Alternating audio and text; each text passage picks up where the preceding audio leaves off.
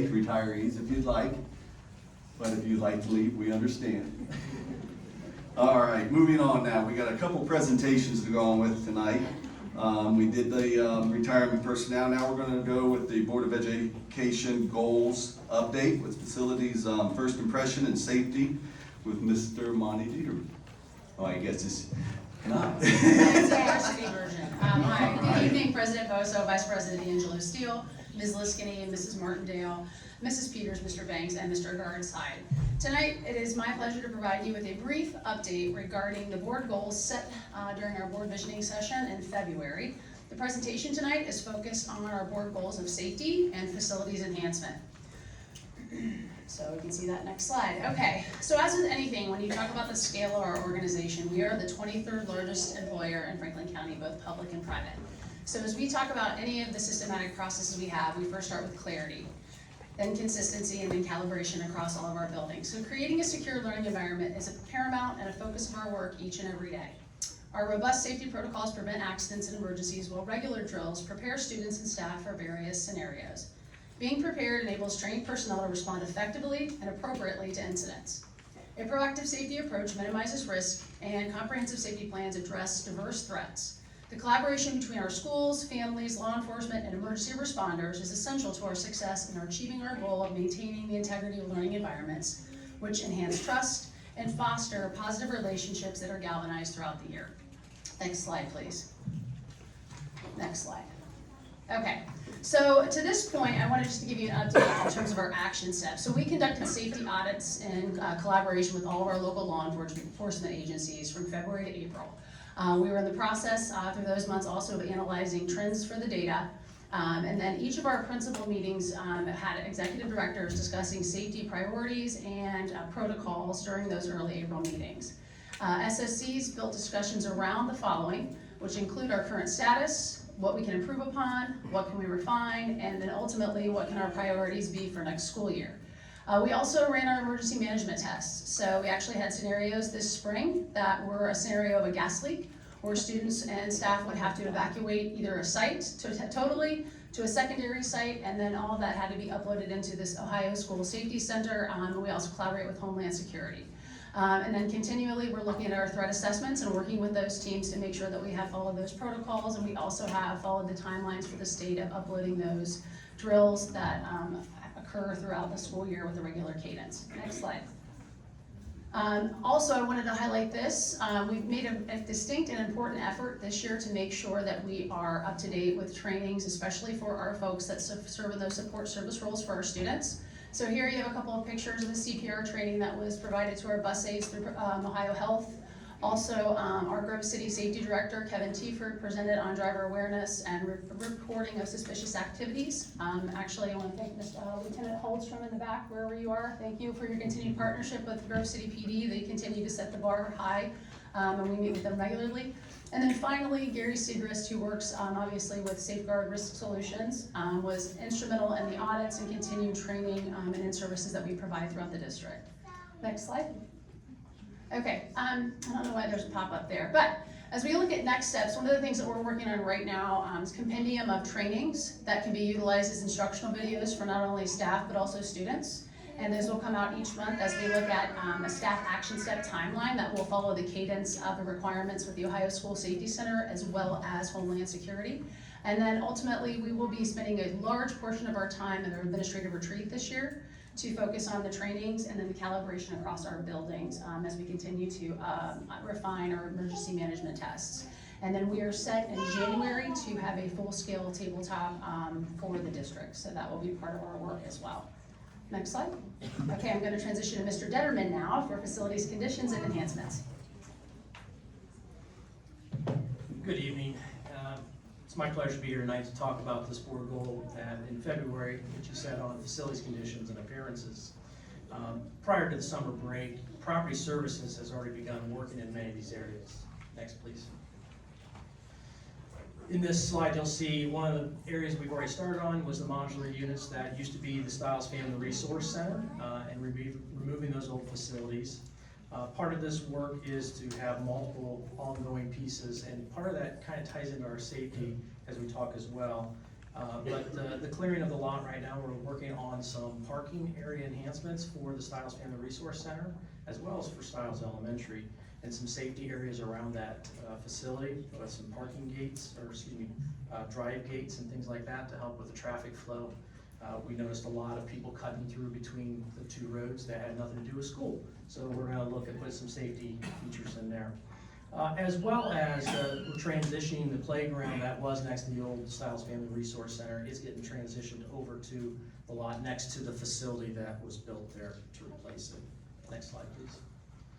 The other things that, Property Service has been actively scheduling work on appearances around the facilities. You'll see an example here in the pictures of some power washing happening at Westland High School, and some of the other activities that are going on, some painting projects, things like that, as well as an increasement in landscaping around all the facilities in the district and as an extension.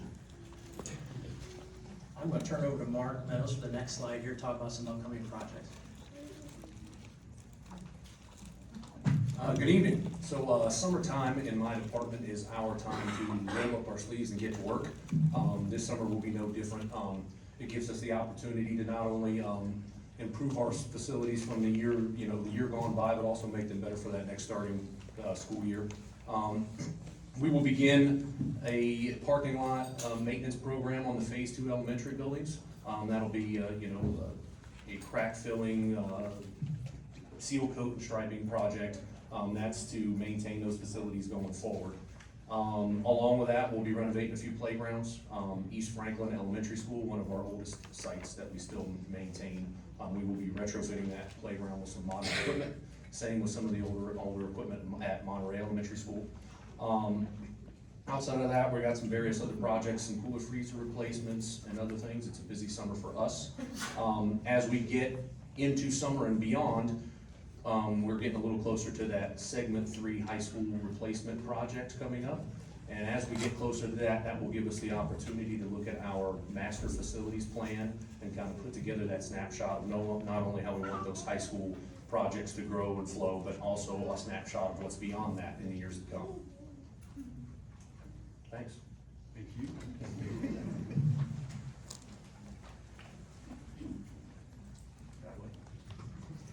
Do you have any questions or any more information we can provide, or we can follow up again with additional information if there's something we touched upon that you'd like to know a little bit more about? Dr. Lusher, I have a question. Something we mentioned during our planning meeting, we talked about in terms of safety, and you mentioned some YouTube videos or training videos. We've had a lot of folks, substitute teachers say, what happens if I'm absent the day we have a training, I'm out, or I'm a sub and I haven't had the tornado drill training, that kind of thing. Are we offering these modules? Will they be available for all staff? That is the goal, so I'm so glad you asked that question, because with, again, being such a large employer and the amount of turnover we have, and then also to your point, when we have guests or visitors in our classrooms or in support service roles, the goal is to build a complete compendium of those types of trainings. So the one that you saw there was the tornado drill. Kate and Evan were out at the Hayes evacuation drill, and they captured footage, and then we are adding in the instructional pieces to that. So essentially, you'll have modules that you can use periodically, either as part of the onboarding process, or if we need further repeated exposure to the drills and what those look like, just like, good instruction. And then the other piece would be, as we continue to build the repository, if layouts change, if classrooms are moved, right? So I'll give you an example with the evacuation drills. 5 years ago, Holt Crossing and Bolton Crossing didn't have a Pleasant View Middle School to think about as a secondary evacuation site. So it'll allow us to stay current, it'll allow us to make sure that the facilities, again, when we pull those plans out, are accurate and descriptive so that law enforcement can have quick access, but also that when we have turnover in staff, or even just the movement, as we have people that apply for different positions in different buildings, it may look a little different based on your resources and your staffing module. So the goal would be to have that repository that we can use, and then each month as we have those requirements, we'll send out those videos. Great, thank you. Yeah. So I just want to say thank you. I know it's something we talked about a lot in the last year and a half, and we've got to talk about it again at the board visioning session. So it's really great to see it all coming to fruition. I love these updates from the board visiting session and the updates we're having periodically about all these things. And, you know, safety and security is first and foremost when it comes to an effective learning environment. So thank you guys for all that you're doing and continue to do. Thank you. Do you know how hard it was to keep my focus moving?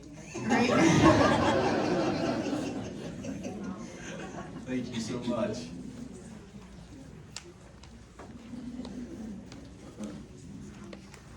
All right, moving on now for board reports. Any board reports? I'd like to give another one, if Mr. Dieterman doesn't go too far. Well, I was like, I don't know how far you're gonna go, but I'm gonna tap you in on this one, you know, but, I wanted to give a little bit of a transportation update. I know transportation's been a big thing. Well, with 21,000 students, it is gonna be a huge part of our district. So, I know, like myself, many of you, deal with transportation every day, and getting the system downage on the last day of school is kind of a reminder of, hey, let's check into this. Let's check into the system and how it's going. I know that the system was put into place, the TransFinder system. You guys partnered with them back in January of 2022, so before all of us were on the board is when the agreement developed. So I've been trying to learn a lot about the system. And, it's a system that started out with the amount of about $845,000, and it's going to continue at a rate of about $148,000 per year since March. So it's a system, to be fiscally responsible, that we want to make sure everything is on the up and up. And so this, Mr. Dieterman's probably will tap you in with the IT and all the good stuff that you guys are doing with data collection to make sure that we're on target, right? Do you want to say anything in this part, or I feel like I'm going to say some words that I don't fully understand, but. No, it's an ongoing following and tracking the company that's providing the service to us and kind of holding them accountable. Right. Service that many of our parents have really grown to enjoy to have. Mhm. Just make sure it's consistent and reliable for them. Yes, and that's one thing that's been great. Last year, the data team instituted a tracking system for occurrences. And so that was great to start that. And so now you can kind of see, since starting of how many occurrences there are then to date, and how many they have, and how there's a constant communication between TransFinder and the district, and how they can work together to keep the ball rolling and not lose any downtime. Because I do know that StopFinder, that is from the TransFinder company, that's the parent company, it is a handy tool. It is good to know, hey, when the bus is coming, when it's not coming, or if your bus number got changed. So I think it's a great service, and looking forward to using it in the future and hopefully getting some updates to those things. So thank you, Mr. Dieterman. But so that's the update for the transportation. Where, hopefully in the summertime they're going to do some looking at the data they collected over the past 9 months, and hopefully not have any more outages as we go forward. So. Nothing worse than wondering if your bus is going to be on time and the system's not working, so it would be great. Will we be able to get a report of those occurrences and? To see the report, I didn't ask to see the report, but that would be great to see. Not done, Mr. Dieter, I I just just tried to sneak out the back. Yeah, we can share that report. We've tracked, our data team in IT has been so helpful in helping us track and collect, even to the point that the company has assigned an additional communications person with us who, over the last couple of weeks, was doing a daily call-in to us as a district to check on us, because we've used those data points with them as well. That's right. Yes, I knew that was a point I was going to bring to mention. Yes, thank you. Thank you. Thank you. And that's it. Thank you so much. All right, moving on, we got public participation related to agenda items, which there is nobody signed up. So we'll move on to student and staff achievement with Mrs. Liskany. Thank you, President Boso. Good evening, everyone. Under Board of Education Student and Staff Achievement Report for June 2025. Student achievements, we want to say congratulations to the Grove City High School NJROTC, who have been awarded the Distinguished Unit with Academic Honors Award for the 7th year in a row. That deserves a little clap.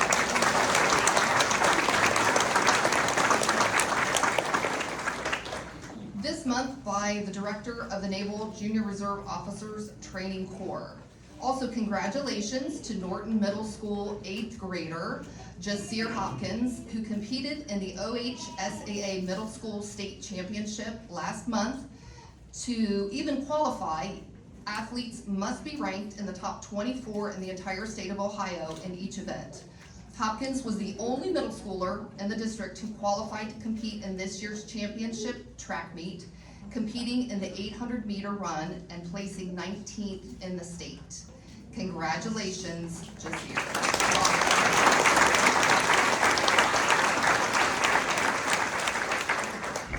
Congratulations to Central Crossing High School students Josh Ramirez, Hassan Sela, Micah Roberts, and Caden Dang for being named a top 10 national winning group in the 2025 Capitol Hill Challenge, a 14-week financial education competition hosted by the SIF MA Foundation and sponsored by the Charles Schwab Foundation.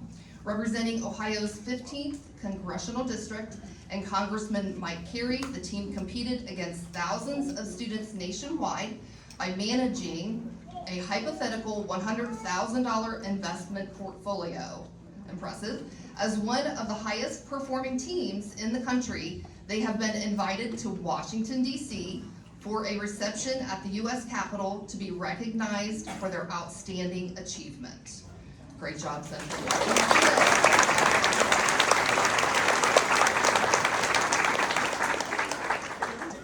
And congratulations goes to the Westland High School Air Force JROTC unit for earning the Distinguished Unit with Merit Award for the 2024-2025 school year. This honor places Westland's program among the top 20% of all 828 Air Force JROTC units worldwide. To receive this award, units must meet rigorous national standards, including an average of at least 18 hours of community service per cadet. Westland averaged 19.7 hours, scoring at least 90% on their unit assessment. Westland scored 100%, and maintaining a minimum enrollment of 100 cadets, which Westland enrolled 119, and successfully meeting all Air Force JROTC headquarters deadlines. This marks the 7th consecutive year the program has earned the Distinguished Unit Award and the 2nd consecutive eligible year it has achieved the Distinguished Unit with Merit distinction. Congratulations, Westland.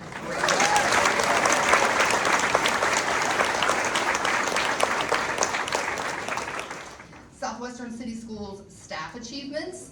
We want to say a big congratulations to Jackson Middle School choral music teacher, Mrs. Amy Rist, on receiving the Secondary Music Educator of the Year Runner-Up Award by the Columbus Symphony Orchestra at their recipient 2025 Awards Gala. She joins Darby Woods Elementary School's Carrie Clevenance, who was named the Elementary Music Educator of the Year, which we recognized last month. So great job, Mrs. Rist.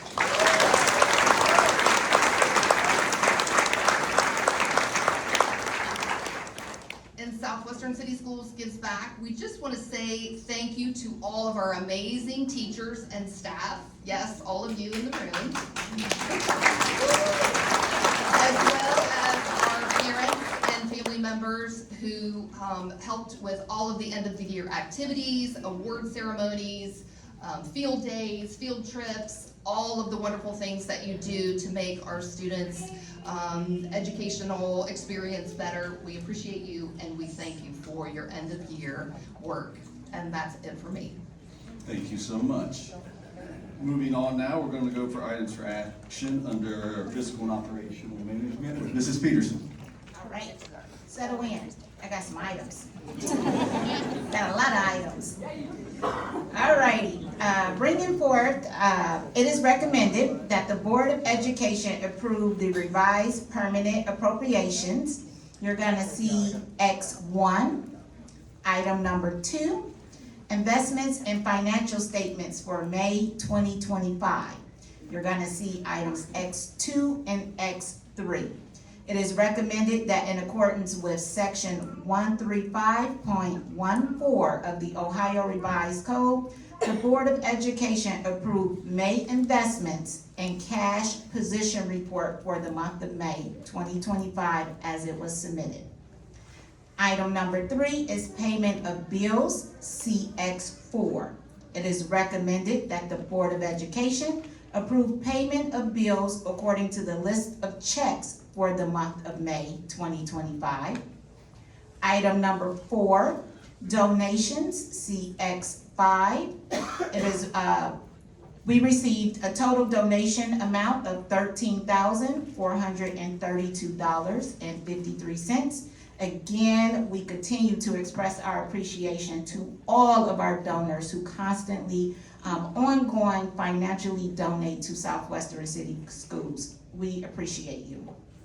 Item number 5, authorization to pay bills in accordance with section 5705.41 of the Ohio Revised Code. You're gonna see X6. It is recommended that the Board of Education authorize the treasurer to pay bills for May which were not processed in accordance with section 5705.41 of the Ohio Revised Code. Item number 6, apply for the Ohio Bureau of Workers' Compensation Individual Retrospective Rating Program for calendar year 2026. It is recommended that the Board of Education apply for the Ohio Bureau of Workers' Compensation's Individual Retrospective Rating Program for the period of January 1st of 2026 to December 31st of 2026 as presented. This is item or CX7. A little background for this one. The district has participated in what's considered a risk-free group retrospective rating program since 2015. Currently, analysis indicates that the district can save money by participating in an individual retrospective rating program with little to no risk. The district participated in an individual retrospective rating program from 2009 through 2014. It saved over $1 million over that 6-year period, okay? Due to the potential savings coupled with minimum risk, the district is applying for an individual retrospective rating plan, okay? Item number 7, agreement with the Franklin County Common Pleas Court. It is recommended that the Board of Education enter into agreement with the Franklin County Common Pleas Court to provide truancy services for the 2025-2026 school year, CX8. Background on this one. In 2016, House Bill 410 was put into place to put some, as we call it, teeth into the laws to help school districts combat truancy, starting with the 2027-2018 school year. Since that time, the district has partnered with Franklin County Common Pleas Court, and they provide truancy officers that work for the county in conjunction with the district. The district receives the services of 3 truancy officers that work 4 days a week in the district, and then they're 1 day at the courthouse. These three officers have the connections necessary to provide the appropriate services that is mandated by the House Bill 410. The cost to the district is $94,932 for the 3 truancy officers, okay? Item number 8, transfer educational equipment to Cypress Christian School. It is recommended that the Board of Education adopt the resolution as presented to transfer educational equipment purchased with state auxiliary services funding to the Cypress Christian School. Background on this one. The district has been like the fiscal agent for Cypress Christian School's auxiliary funds, provided by the Ohio Department of Education and Workforce for many years. starting with the 2025-2026 fiscal year, Cypress Christian School will serve as its own fiscal agent and receive funds from ODEW directly. So that's taking us out. The district currently has a modular classroom that's listed on its fixed asset inventory that was purchased with auxiliary funds provided by ODEW. That's CX9 and it's Exhibit A. ODEW has provided the resolution to transfer the remaining asset from the district to Cypress Christian School. So basically that modular that's underneath us, it's gonna go to Cypress. We don't need the modular, it's gonna go to them.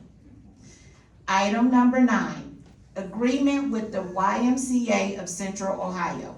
It is recommended that the Board of Education enter into an agreement with the YMCA of Central Ohio to provide an alternative education program at Brook Park Middle School in the amount of $277,688 for the school year 2025-2026 CX10.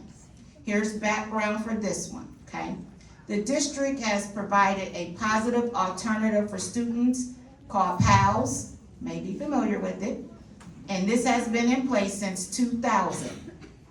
The PALS program provides a positive pathway for students in lieu of serving an out-of-district suspension or being expelled, okay?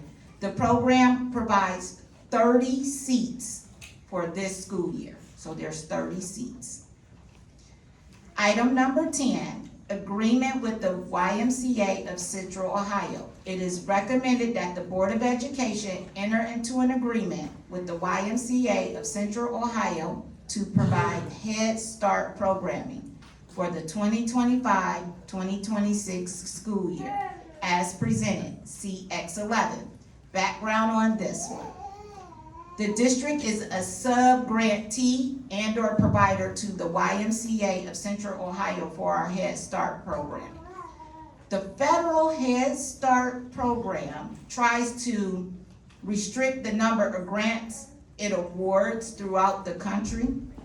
Due to the size of the district's Head Start program, we are required to go through a grantee such as the YMCA of Central Ohio to provide our Head Start programming. It would be much easier to run our own program under our own grant. However, at this time, it is not an option for the district to become a direct grant recipient of Head Start funding. So we will go this route, but we have Head Start. Item number 11, approval of the fiscal year 2025-2026 budget, Southwest Public Libraries. It is recommended that the Board of Education approve the 2025-2026 budget for the Southwest Public Libraries as presented, CX8. The background for this one. The district is the taxing authority for Southwest Public Libraries. As the taxing authority, the district acts as a fiduciary and approves various items for the library. The following items that we approve, like the annual budgets, requests for property tax issues, appointment of board members. Historically, the district has approved the recommendations of the Southwest Public Libraries as provided. Item 12, approval of payment in lieu of transportation. You will remember this one from last month's meeting. It is recommended that the Board of Education approve the payment in lieu transportation listed for the 2024-2025 school year as presented, CX13. According to section 3227.01 of the Ohio Revised Code, the average cost of transportation per child in the state of Ohio for the 2024-2025 school year has been determined by the State Department of Education in the amount of $583.86. It is recommended that the Board of Education approve the payment in lieu of transportation to those residents who have applied and been approved for the reimbursement. The background on this one, as I stated before, the district approved the list of individuals receiving the payment in lieu for transportation for the 2024-2025 school year at the May 19th, 2025 board meeting. We're bringing it forth again. On the list as presented, it represents 3 students who were omitted from the original list, okay? So that's why you're hearing this again. We're bringing it forth for the recommendation so it will approve payment for those 3 students we realize that were omitted from the original list. Item 13 for transfers. It is recommended that the Board of Education approve the transfers from the general fund to various funds as presented. The transfers are necessary to fund fee waivers to buildings, school lunch debts, and replacement, CX14. Background for this one. The district is required by law to provide fee waivers to all students that receive free or reduced lunches. School lunch debts are required to be removed from the food service fund each year. The district continues with the collection process until the attempt to collect the bad debts. School districts in the area used to receive additional dollars from Coca-Cola to fund extracurricular activities. These funds are no longer provided by Coca-Cola, but we are still needing these funds in these various programs. The proceeds from all soda vending machines are now placed in the general fund to help offset this transfer, okay? Item number 14, came down to the last one. Establish change funds. It is recommended that the Board of Education approve the distribution of change funds for fiscal year 2025-2026 as presented, CX15. Background for this one. The Treasurer's Office establishes change funds to provide the ability for schools to receive cash for items in the following areas. You have your school stores, student activities, athletics, food services. That means breakfast, lunch programs. These funds are returned at the end of each school year, so cash is not in the building over the summer. This is an annual transaction of collecting all the funds at the end of the school year and replenishing them when the new school year opens up. I call this back in the PTA day. You'll start up cash and you close out cash. Make it balance.